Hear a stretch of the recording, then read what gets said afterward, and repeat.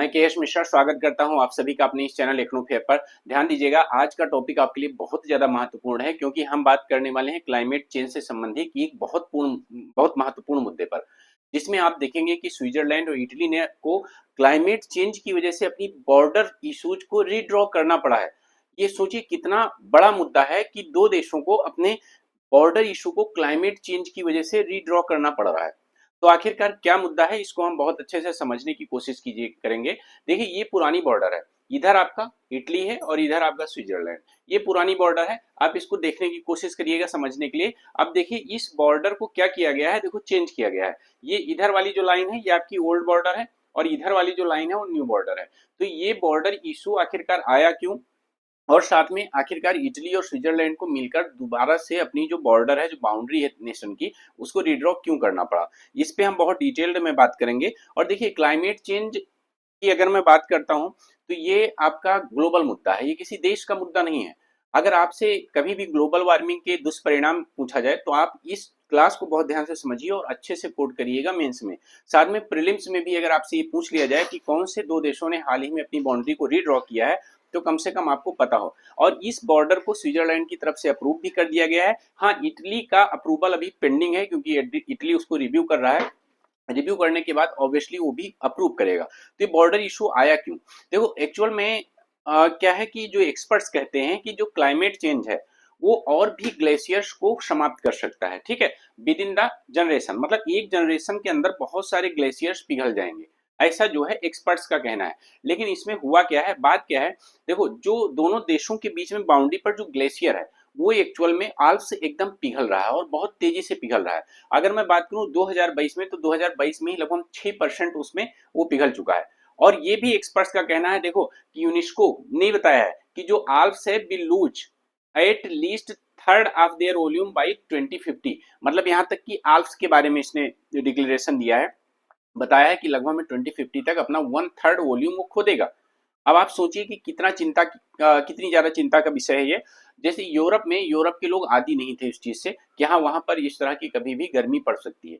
लेकिन इस बार जो गर्मी यूरोप में पड़ी है उसकी वजह से जो माउंटेन्स हैं, जो खासकर वहां के ग्लेशियर्स हैं, उन ग्लेशियर्स के पिघलने की दर बहुत तेजी से बढ़ी है। और ये किसका है, ये क्लाइमेट चेंज का ही, ग्लोबल वार्मिंग का ही दुष्परिणाम है, जिसकी वजह से आज इस तरह की इश्यूज सामने आ रहे हैं।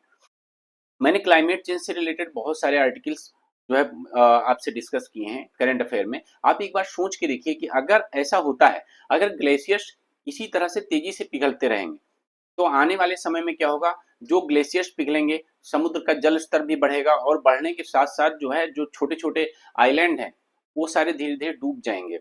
देखिए, इंडोनेशिया के कई आइलैंड्स जो है इस तरह से समुद्र स्तर बढ़ने से डूबे हैं। और बीच में जो है पैसिफिक ओशियन के भी कई आइलैंड जो है समुद्र का लेवल बढ़ने से जो है डूबे हैं। इसके अलावा जब आपका ग्लेशियर मेल्ट होता है तो बड़े बड़े आइसबर्ग जो हैं उनकी पकड़ ढीली होती है और वो समुद्र में बह चलते हैं, जो आने वाले समय में जहां पे भी टकराते हैं उसको तहस नहस कर देते हैं। समुद्री जल जो जीवन है उसको भी बहुत ज्यादा जो है नुकसान पहुंचता है। तो इसको आप समझिए बहुत ध्यान से। 2023 की अगर मैं बात करता हूं तो जो स्विस ग्लेशियर है लगभग में 4% अपने वॉल्यूम का पिघल चुका है। ये 2023 की बात है। अगर मैं इसको आपको 2022 में लेकर जाऊंगा तो ये कुछ ज्यादा ही पिघला है। ठीक है, अभी हम सारी बातें आपके सामने रखते हैं। और यही एक कारण है कि स्विट्जरलैंड और इटली को अपना जो बॉर्डर है उसको रीड्रॉ करना पड़ा है, क्योंकि due to melting of glacier के पिघलने की वजह से। अब ग्लेशियर पिघला तो जो उनके बॉर्डर थी उनकी, वो एक्चुअल में वो बॉर्डर पिघल गई। अब उस बॉर्डर के पिघलने की वजह से अब दोनों के सामने ये चैलेंज आ जाए कि हाँ भाई हमें, देखिए ध्यान से देखिए, ये ग्लेशियर है, ग्लेशियर पूरा का पूरा पिघल चुका है। और melting glacier shift historically defined national boundaries, मतलब जो नेशनल बाउंड्री जो ऐतिहासिक रूप से उनकी डिफाइंड थी उसको पूरी तरह से उसने शिफ्ट कर दिया है। ग्लेशियर मेल्ट होने की वजह से शिफ्ट हो गई है उनकी बाउंड्री। अब देखो, ये तो चलो यूरोपियन कंट्री हैं, यूरोप और इटली है, तो आपस में मिलकर रिड्रॉ कर लेते हैं। अगर कहीं यही काम भारत चाइना या भारत पाकिस्तान के बीच होता तो बाकी, अगर जो उधर वाले देश होते वो खुश होते कि चलो बाउंड्री खत्म हो गई, बहुत अच्छी बात है, जो है अब हम आगे और बढ़ के अपने हिसाब से बना सकते हैं, चलो अतिक्रमण कर सकते हैं, या मतलब और ज्यादा मुद्दे को, इसको जो है आग आग में घी डालने का काम कर सकते हैं। तो इस तरह से मतलब यहाँ की और उन देशों को चलो ठीक है, कम से कम इतनी अंडरस्टैंडिंग तो है कि अगर बॉर्डर इशू जिस तरह से कोई क्रिएट हुए हैं तो दोनों लोग मिलकर दोबारा से बाउंड्री रिड्रॉ कर लेते हैं।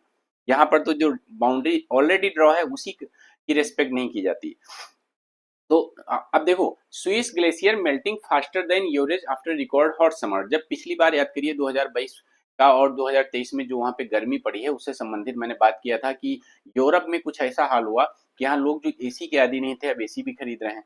वहां पे क्या हुआ था, काफी ट्रैफिक सिग्नल्स पिघल गए थे, ट्रेन की पटरियां टेढ़ी हो गई थी क्योंकि वो लोग आदी नहीं थे गर्मी के। लेकिन अब यही गर्मी की वजह से जो वहाँ के ग्लेशियर्स थे वो बहुत तेजी से पिघलना शुरू हुए हैं। तो देखिए ये है इटली और स्विट्जरलैंड। अब इसके बीच में आप बहुत ध्यान से देखिए, थोड़ा आगे बढ़ाता हूँ, हाँ बहुत ध्यान से देखिए आप, ये देखिए ये आपका इटली है और ये आपका स्विट्जरलैंड। ये बीच में आपको ये लाइन व्हाइट वाली दिख रही होगी, ठीक है, ये ग्लेशियर है। और यही ग्लेशियर एक्चुअल में इन दोनों के बीच में बाउंड्री का निर्माण कर रहा था और यही पिघल गया है। और इसको पिघलने की वजह से इन दोनों के बीच में जो बाउंड्री थी, जो हिस्टोरिकली बाउंड्री थी, वो हिस्टोरिकल बाउंड्री खत्म हो गई। और इसी वजह से दोनों देशों ने आपसी सहमति से इस बाउंड्री को रिड्रॉ करने का फैसला किया। स्विट्जरलैंड की तरफ से उसको अप्रूव कर दिया गया है, इटली अभी उसको रिव्यू कर रहा है। रिव्यू करने के बाद ऑब्वियसली इटली भी उसको अप्रूव कर देगा। अगर मैं बात करता हूँ स्विस ग्लेशियर की, तो स्विस ग्लेशियर लगभग में अपने वॉल्यूम का 10% पिघल चुका है सिर्फ 2 साल में। 2 साल में सिर्फ 10% पिघल चुका है। आप देखिए स्विस ग्लेशियर की मैं बात कर रहा हूँ। और यहाँ तक कि स्विस एकेडमी एंड साइंस ने एक सर्वे में पाया कि जो स्विट्जरलैंड का ग्लेशियर है वो लगभग में 4% 2023 में, और 2022 में अगर मैं बात करूं तो लगभग में 6% पिघला है। ठीक है, मतलब 2022 में इसके पिघलने की दर बहुत तेज थी और 2023 में थोड़ा सा कम है, लेकिन हाँ फिर भी कितना कम है। इतनी तेजी से भी अगर ये पिघलता रहा तो जाहिर सी बात है वो पूरे के पूरे ग्लेशियर को नष्ट होने में टाइम नहीं लगेगा। और स्टडी ये भी कहती है कि वो ग्लेशियर धीरे धीरे और भी जो यूरोप की ग्लेशियर हैं वो पिघलेंगे अगर इस तरह की गर्मी वहां पे दोबारा पड़ी। ठीक। अब इस बॉर्डर इशू को बहुत ध्यान से देखिए, जो मैंने बताया कि ये क्या है, जो अल्पाइन बॉर्डर है उनका वो क्या है, ये वाला बॉर्डर, ये ओल्ड बॉर्डर है। इधर इटली हो गया और इधर आपका स्विट्जरलैंड हो गया। लेकिन जो नया बॉर्डर है, नया बॉर्डर कैसे आया है, देखो इसको शिफ्ट किया गया है। अब क्या है, अब इस बॉर्डर के बीच में ये डिसाइड किया गया है दोनों के बीच में कि जो इधर से ग्लेशियर पिघल रहे हैं और दोनों उनका जो पानी है मेल्टिंग ग्लेशियर का, वो दोनों साइड जाना चाहिए, आइदर साइड कंट्री में, इधर भी जाना चाहिए इधर भी जाना चाहिए। ठीक है, तो किसी एक कंट्री में ना चला जाए। तो इस वजह से इस बॉर्डर को क्या किया गया है, रिड्रॉ कर दिया गया है, इधर इटली है। तो इस तरह से आप देखिए कि मतलब किस तरह से ग्लोबल वार्मिंग के दुष्परिणाम हमारे सामने आते जा रहे हैं। जिस हिसाब से ग्लोबल वार्मिंग बढ़ रही है ऐसे ही मेल्टिंग ग्लेशियर्स बढ़ते जाएंगे तो कौन कौन सी समस्याएं हमारे सामने आ सकती हैं, इस पे मैंने बहुत बार डिस्कस किया है। तो बहुत लंबी क्लास नहीं रखूंगा, बस हाँ थोड़ा सा प्रीलिम्स के साथ साथ मेंस के लिए भी इंपॉर्टेंट थी इसीलिए आपको बता दिया। धन्यवाद। और